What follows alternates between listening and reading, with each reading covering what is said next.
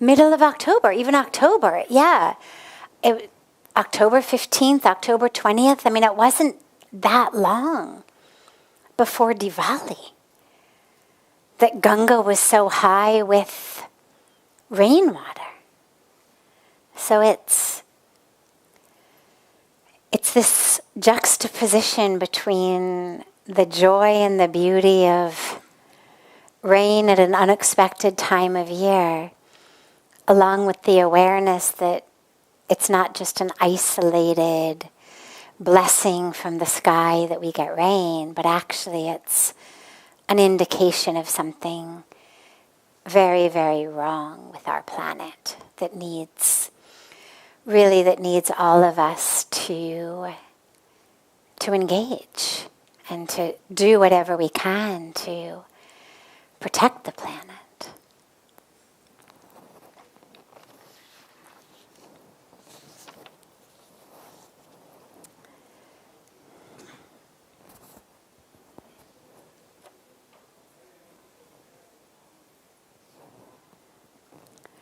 What mantra do I use to get what I want?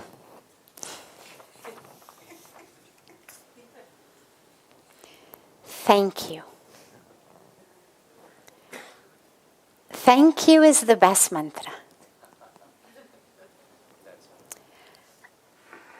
You know, it's interesting because most of us think that the order should be, first, I get what I want. Then when I get what I want, I'll be happy. Then when I'm happy, I will be grateful. I mean, that seems like a logical order. Here's what I want. Until I get it, I'm not happy. Then I get it, I am happy. And in that happiness, I express my gratitude to whoever gave it to me, to God, to the universe, whatever. But actually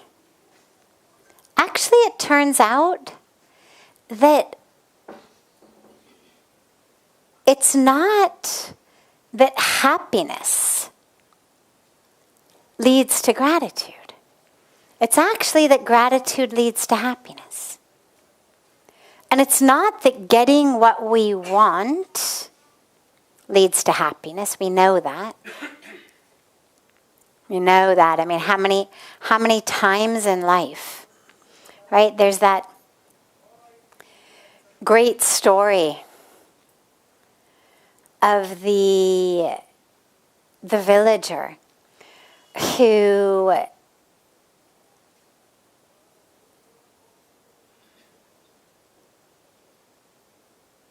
did he have? He had a cow. Forget the first part of the story, but join me in the middle of the story where he gets this horse. Out of the blue, this beautiful horse shows up. Something very bad had happened to him before then, and people had said, oh my God, you know, you've lost so much, and you poor thing. And he said, we'll see. We'll see. Then he gets this horse, and everybody says, oh, wow, you're so blessed. You've got this beautiful, beautiful horse. And he says, we'll see. And one day his son is riding the horse, and the son falls off and breaks his leg. And everybody says, my God, your beloved son, your one and only son, broke his leg. My God, you poor thing. And he says, we'll see. And a little while later, the government of the city that he's from comes through pulling all of the young men to fight a war that has started with the people in the neighboring city. But his son is laid up with his leg in a cast. And so his son doesn't get taken off to fight in the war. And everybody says, wow, wow, what a blessing. Your son got saved. Of course, he says, we'll see, right? So we all know the situation of getting what we think we wanted, only to discover that actually it wasn't nearly the blessing that we thought. Sometimes not getting what you want and realizing in retrospect, oh, thank God, like not getting it was such a blessing, right? We've all had that happen. You prayed, you wanted something, you didn't get it, and you realize later, my God, if I had gotten that, where I would have been. So we know that getting what we want is not the way to become happy. But we also know that gratitude, at its deepest level, is not that which stems from actually getting something that makes me happy. Gratitude stems from an awareness within ourselves of how blessed we are, regardless of what we have, of how deeply blessed we are. If your eyes opened this morning and you actually can see out of them, if you've got legs that enable you to stand on them and walk into your bathroom from your bed, if you can turn on a tap and actually have water come out of it, clean water that you can use to drink, to cook with, if you've got food in a cupboard, on a table, in a fridge, or money in a purse to be able to buy the food from a market, if you've got someone in your bed when you wake up, or in your house, or in your life anywhere, who you love and who loves you, not necessarily romantic, anyone who you love who loves you, if you've got all of those things, you are more fortunate than almost anyone on this planet. And if on top of that, you can worship God however you want, without some government, some group, some people preventing you or oppressing you or killing you. If you can love other people, whomever you would like, in whatever way you would like, without being thrown in jail or oppressed or repressed, if you've got all of these things, consider yourself in the top tiny, tiny, tiny percentage of fortunate people. So we don't have to actually look very far to find things to be grateful for. Gratitude arises from an experience inside. My cup runneth over. My God, I am so blessed. And it can be little things. I mean, for me on a personal level, every single time I walk into the ashram, there's a view. When you walk into the ashram from the banks of Ganga, we've got this arch right in the center of the ashram, this beautiful colorful arch with a little pointy thing at the top. And when you walk in the daytime, in the light, just behind that arch, what you see are all of the green mountains. And when you walk in the evening, most of the year, what you see behind that arch is the moon. And whenever I walk in the ashram, day or evening, I look at that view and I think, my God, I can't believe I get to live here. I can't believe that I get to call this place my home. And it never gets old. It's been 26 years. And every time I see that. So you don't have to look very far.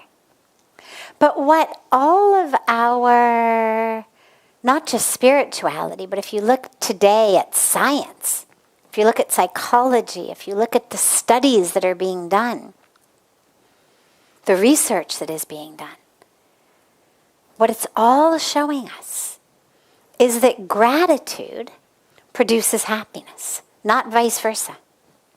First you become grateful, then you will be happy.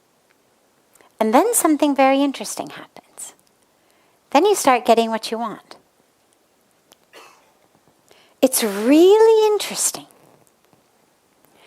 We become magnets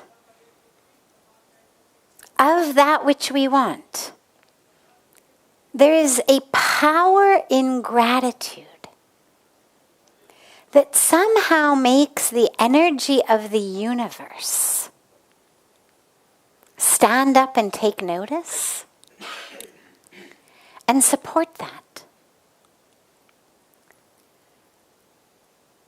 You know, if you've got someone in your life who just from the depths of their heart is so grateful day in and day out for your presence in their life, whatever you do, you're going to have an instinct to keep doing things for them, right?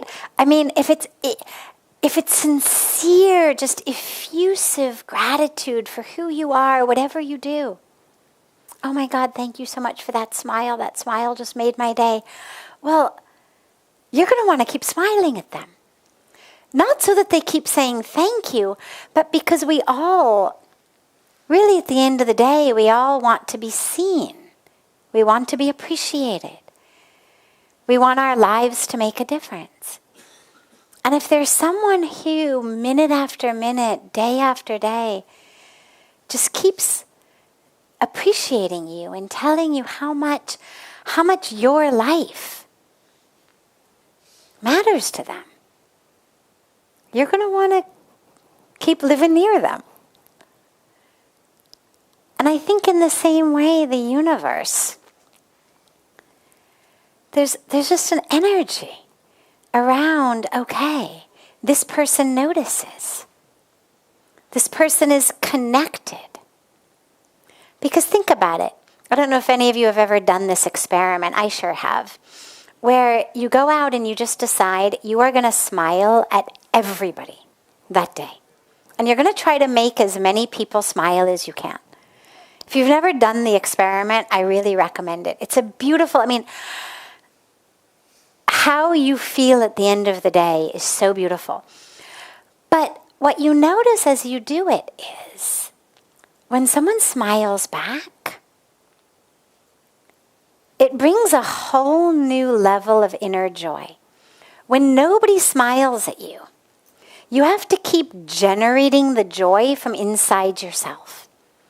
You keep closing your eyes, you keep meditating again, you go within and you find within the source of joy that enables you to just keep smiling at people even when they ignore you or look at like you're crazy.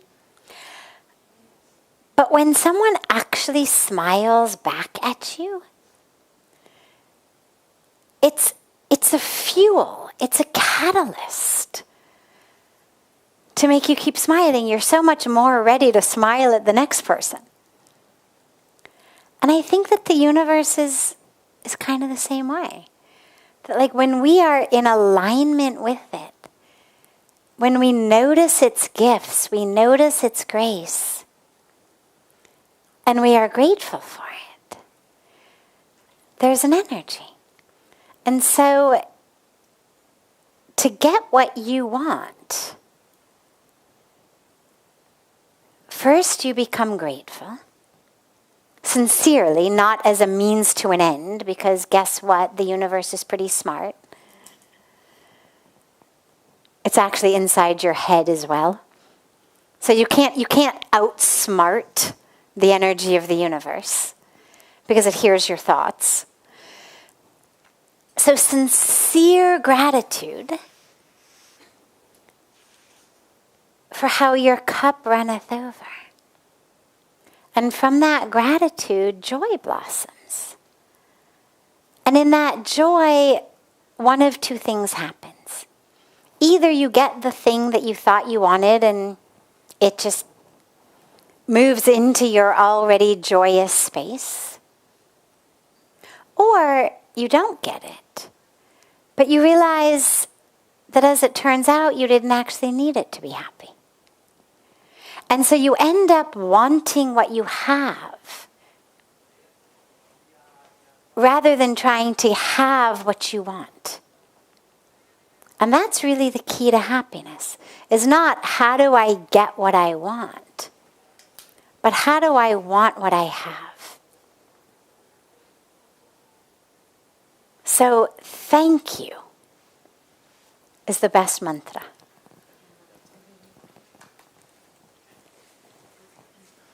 Other questions? Yes.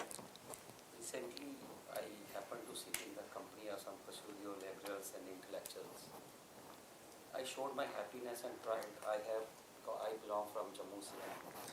Some Balaji temple is being constructed there. So I showed my happiness and pride. I have the Balaji temple being constructed, the beautiful hillside of Sankshape me. Yeah. In Jammu city. On this, one of these immediately started criticizing that such construction on the name of religion should be stopped. If you hold the mic at your mouth, then people can hear. On this, they immediately started criticizing that such construction on the name of religion should be stopped and environment should be saved. Authority must not allow such huge temple construction and rather should restore the beauty of hills. On this, I put few points forward, support this Balaji temple. I simply said that it should promote tourism and hence the economy will be boosted, and such construction bring pride to religious sentiment also. So I stop my discussion there. But how to handle these kind of, when we sit in society. Beautiful. Well, just quickly, a one-line gist for those of you who may not have heard all of it. He was recently in a conversation with some people around a temple that's being built in Jammu, where he's from. And people had said that construction, even in the name of religion, should not be permitted in these natural areas, that it should not be permitted to destroy the environment. And so he said that he put forward his point of, well, it'll be good for tourism and it'll increase the economy. I actually have to say, I agree with them. Meaning, I love temples. Yes, I think we should have temples. It's a very small part. I mean, they have provided so big land. And the temple is just on the front, very small temple. So, I'm not a builder, I'm not a contractor, I'm not an architect, I'm not a city planner. But what I would say is, to the extent that we can live our lives, including worshiping God, including building our homes, including going to the market, including having energy to run our electricity things, including everything we do, to the extent that we can do all of that without harming Mother Nature, we need to. What it means is we have to be creative. Pujya Swamiji has a bamboo hut in his garden. Now, when I first came, he had just a huge garden, and there was a tree, this beautiful bougainvillea tree, in one corner, and it had gotten kind of large, and it was sort of hanging over. And all the area behind it, therefore, didn't get any sunshine. And so it was kind of always muddy, and, grass wouldn't grow there. And so Pujya Swamiji had this vision, that all of that area was unnecessarily being wasted, and we should actually build a bamboo hut, because he used to meet people just sitting in the grass, which was beautiful, except when it rained, or except when it was really hot, and that something should be built to enable him to meet people 12 months a year out there without people getting rained on or being out in the middle of the summer heat. But what to do about the tree? So what did he do? And this is why I say it takes creativity from someone who's just as committed to Mother Nature as they are to the construction. He brought in guys with a car jack, like you would use to raise a car to change your tire. So they brought in this huge car jack, and they slowly, like every day they raised it by maybe 2 inches. It took a long time.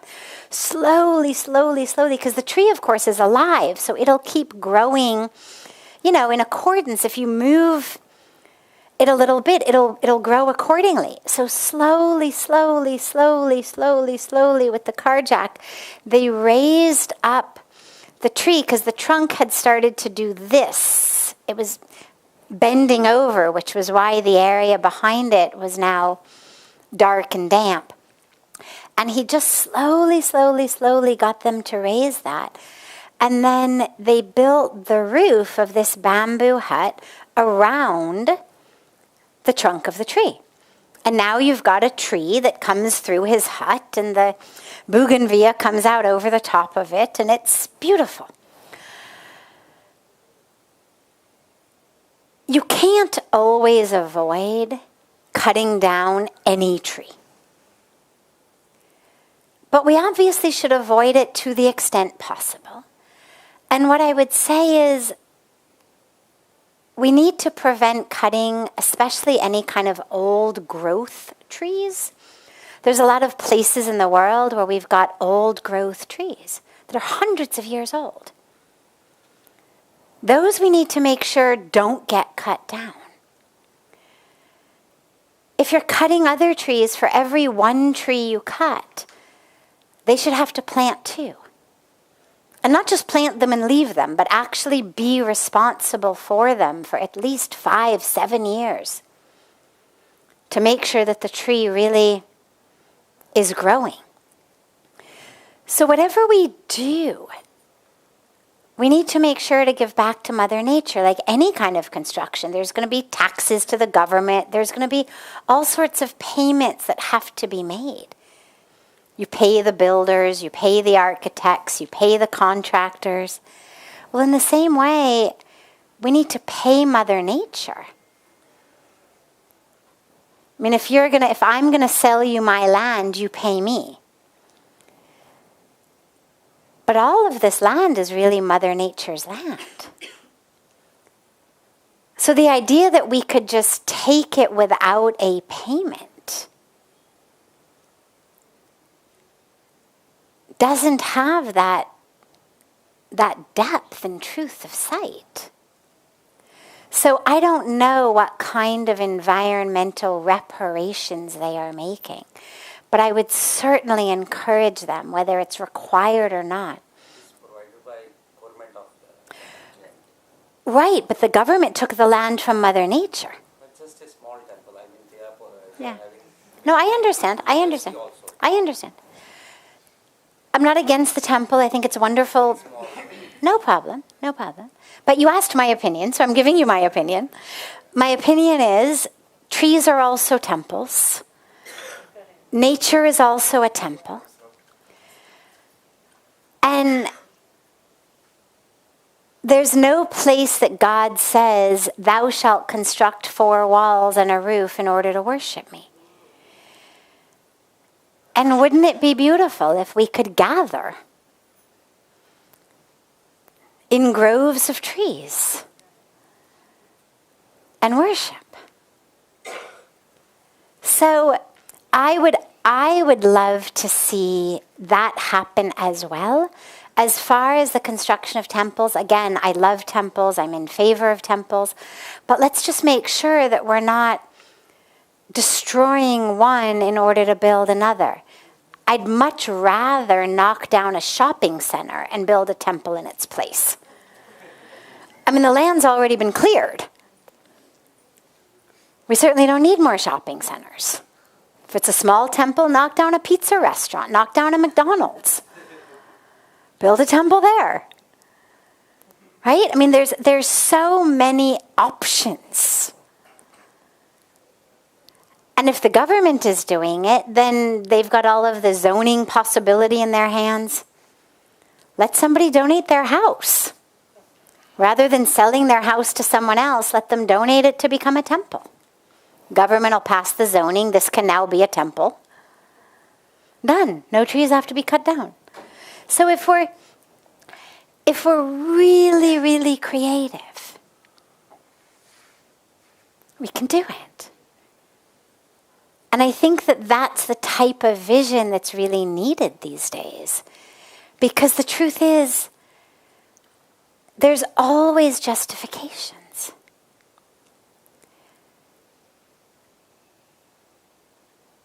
And if we're really going to protect our planet, we have to be prepared to stop looking for justifications and to start looking for alternatives.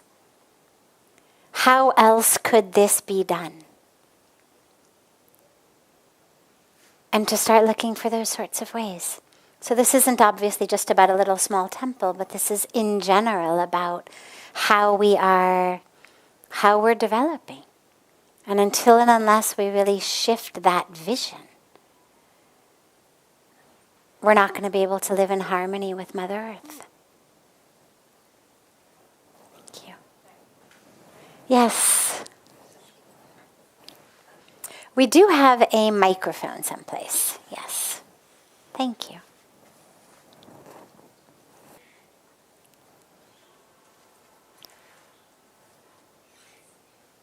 Can I just add to that? Just one sec. We'll take hers and then we'll come back. Yeah.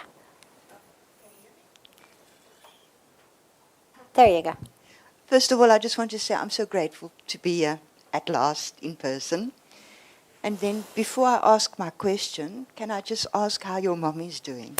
Mom is doing great. Absolutely fantastically. Thank you for asking. India has been so good for her. So good for her. She physically is so much better.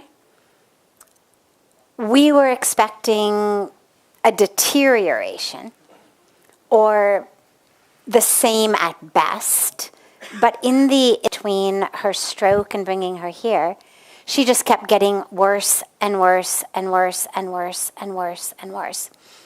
So we sort of expected that was what the trajectory would look like. We would have been happy with her not getting worse, but she's much better. Yeah, she's doing fantastically.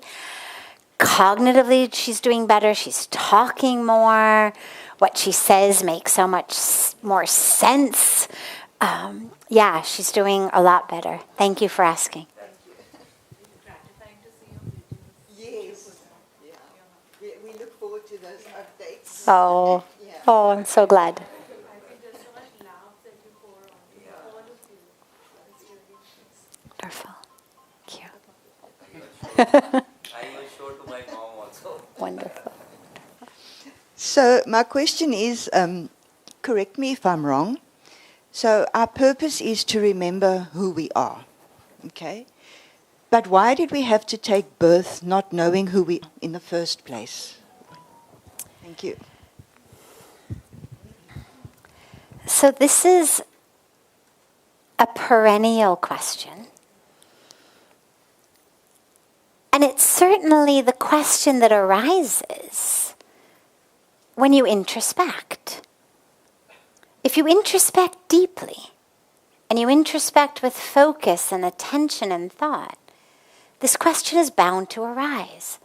Okay, so my purpose in life is to know who I am. We say self-realization or God-realization. That awareness of who I am as divine, as soul, as spirit. But why did we forget in the first place?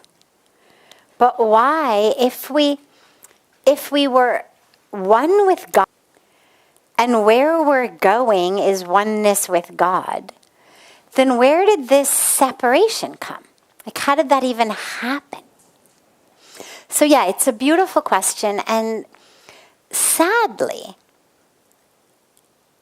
it's not a question for which I, on a personal level, have ever heard or read an explanation that speaks to me.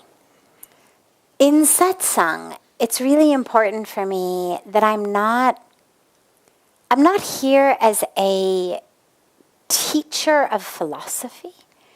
I'm not here to just say, well, this one said this.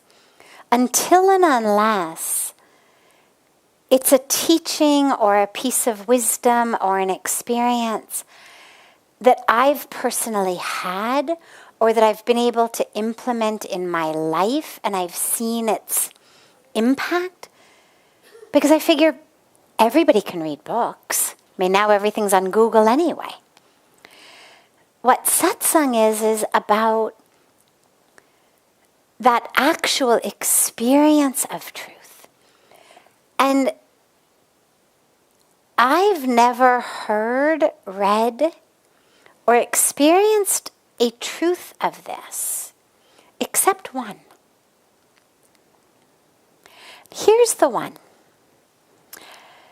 The one says, okay, so we have divinity. We have undivided supreme consciousness, supreme reality, God, whatever word we use. That supreme reality wants to have an experience of the love, the energy of love that happens when two become one. Now, if you think back to your life, you're a woman. And there's something that, I mean, everyone does it, but in my experience as a woman, it seems to me that women tend to do it a little bit more than men. You're in a relationship. The relationship is going great. No problems at all. But something starts to stir inside, and we feel a bit bored. And we may or may not be consciously aware of it. May happen consciously, may happen absolutely unconsciously. And without really realizing what we're doing, we start to kind of provoke situations in which there will be a fight.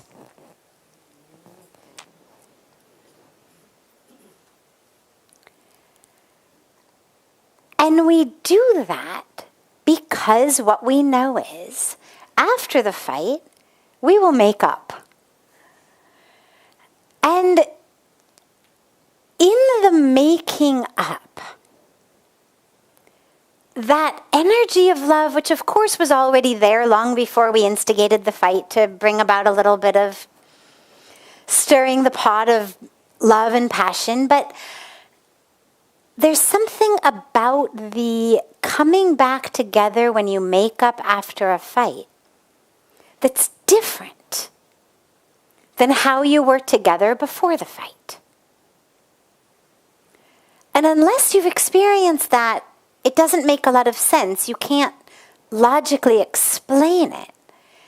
But from all of the smiles and laughs, we realize everybody has experienced this. And the explanation that was the only one in all these years that I've heard that just on a deep level made me feel, yeah, was that God too wanted to have that experience of two becoming one. And so it wasn't a drama of a fight, but it was simply a lila.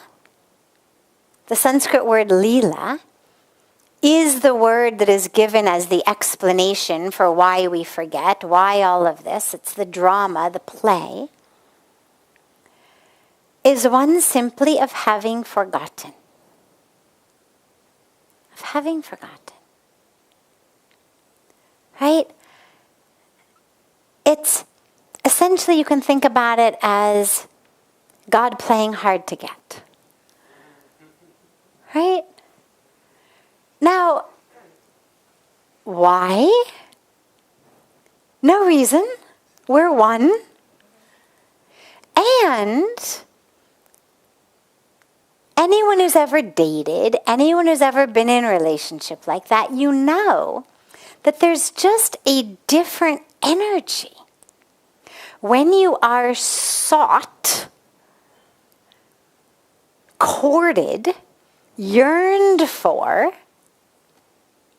and then gotten, that's a very different energy than just when it's, yeah, we are together. So I can't guarantee you that's the reason. I can just tell you that of all the reasons that I've heard, that's the only one that inside I thought, well, yeah, I mean, I get that. Maybe for whatever reason, God decided that God wanted to have that beautiful experience.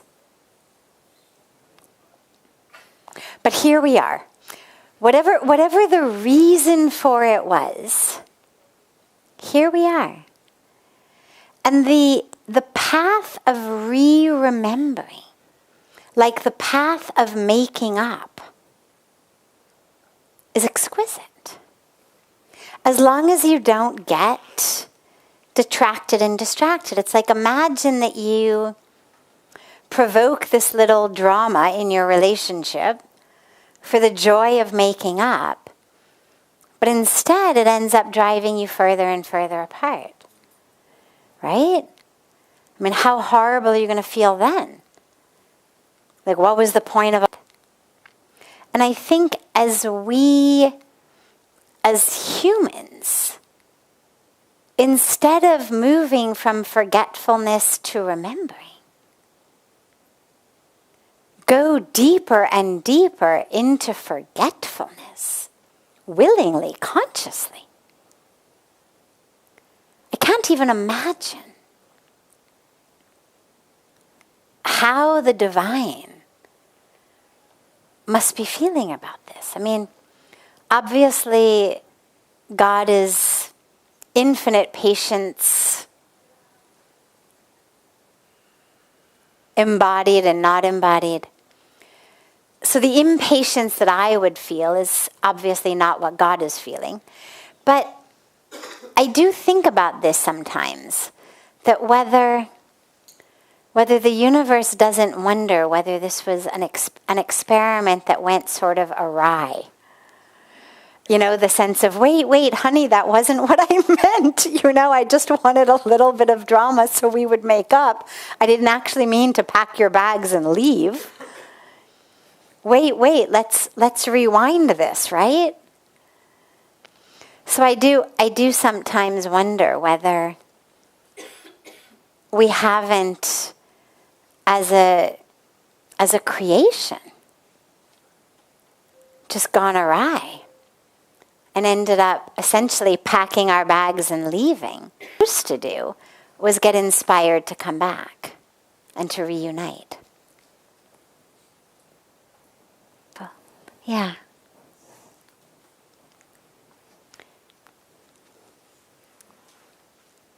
Beautiful. Yeah. You said in your opening remarks that gratitude leads to happiness. I'm sorry? You said in your opening remarks that Just 1 second so I can hear him. Thanks. Yeah, I'm sorry? you said in your opening remarks that gratitude leads to happiness. Exactly. So at a point of time, your glass of happiness gets full. Or at that point of time, a sense of entitlement comes to everybody's mind. How do you stop that? Thank you. Beautiful. Now, when we experience our cup runneth over, that experience, as you say, the glass of happiness is full. Entitlement doesn't have to come in. If we're really anchored in gratitude, not my cup is full because I did it, not my cup is full because I'm so great, but thank you so much, my cup is full. Then what happens is actually as it pours out, we share with others. That's generosity, that's compassion, that's sharing, that's giving. Those who share and give are those who experience their cup runneth over, which, by the way, almost never is those who actually have the most. It's most usually those who actually have less. It's a very interesting irony in life. That those who have the most tend not to actually have the experience of being so full and grateful for it. Whereas those who have somewhat less, good roof over their heads, plenty of food, basic needs are taken care of and more. But they're not in your rich lists. Those tend to be the ones who actually share the most. If you look at the most generous people, the real givers, they tend to be people from that category rather than your rich list category. So it's not actually about how big this full glass is. It could be a katori. But if my experience is I am full, holding my katori and you've got a big mug, but your experience is that it's not full, I'm richer than you are. Even though I actually have less. Because I'm living in an experience of abundance and prosperity. Now, when entitlement arises, that arises because there's no gratitude. Because, see, gratitude fosters humility, fosters happiness and humility. Because in our gratitude, we realize it is grace. It's not me. I mean, yeah, I did the legwork.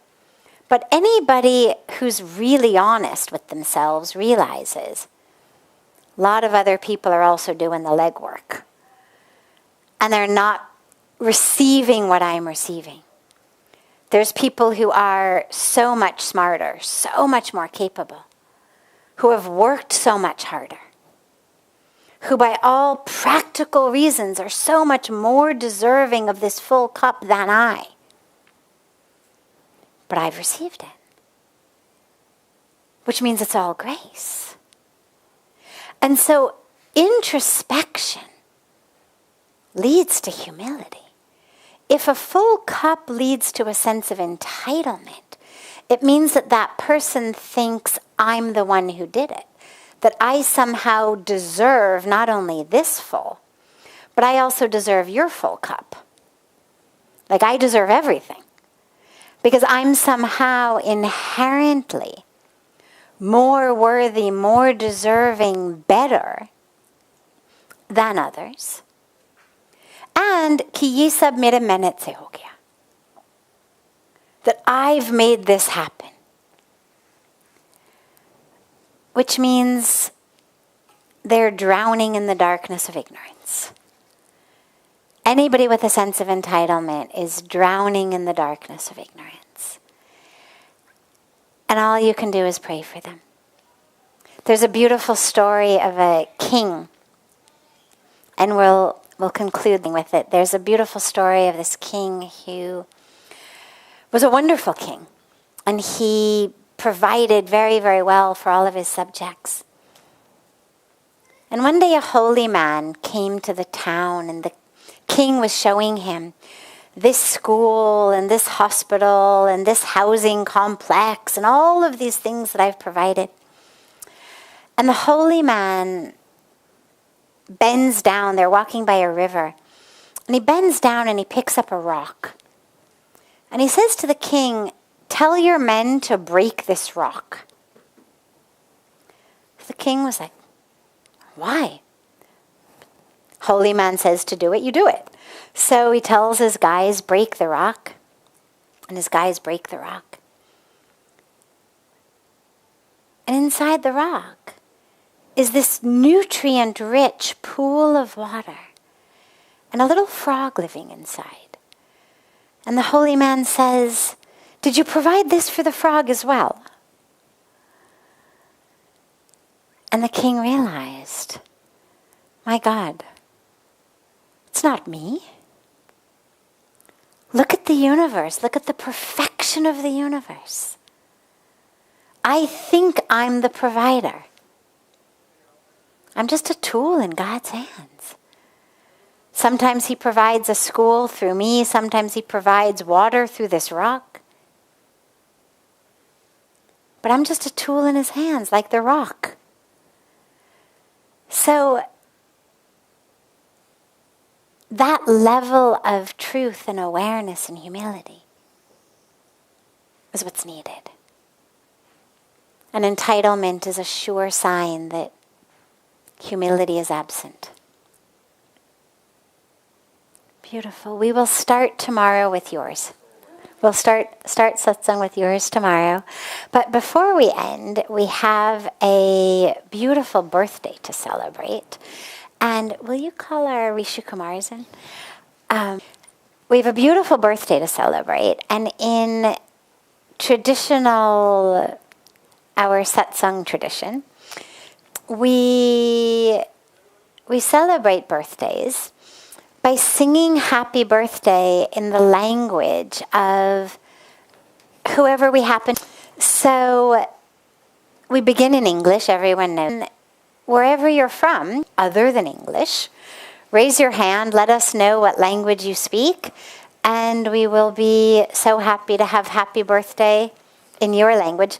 Namesha, come. Our beautiful Namisha, who's engaged for beautiful seva and has been with us at Parmarth the last few months. So we'll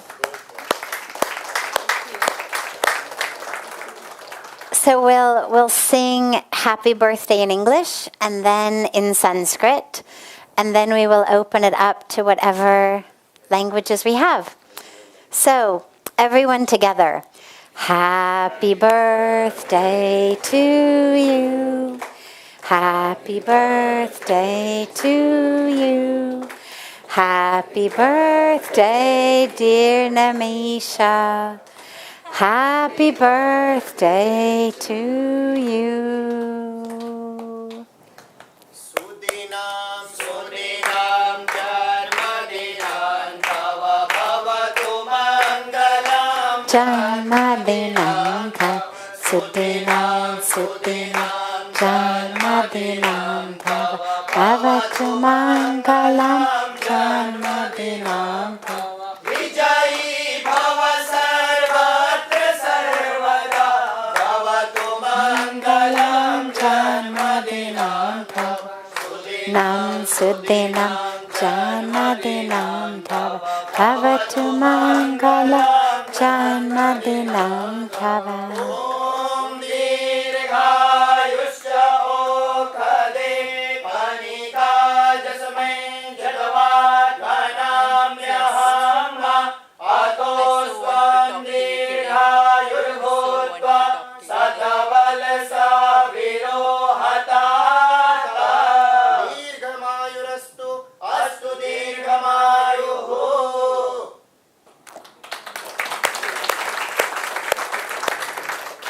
So what other languages do we have?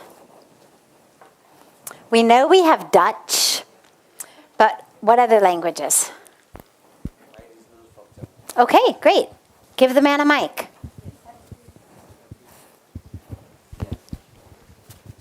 Birthday दियाँ बड़ियाँ बड़ियाँ बधाइयाँ होन. This is my original language, Dogri language. I can speak Hindi and English. Yeah, sure. Thank you. Yeah.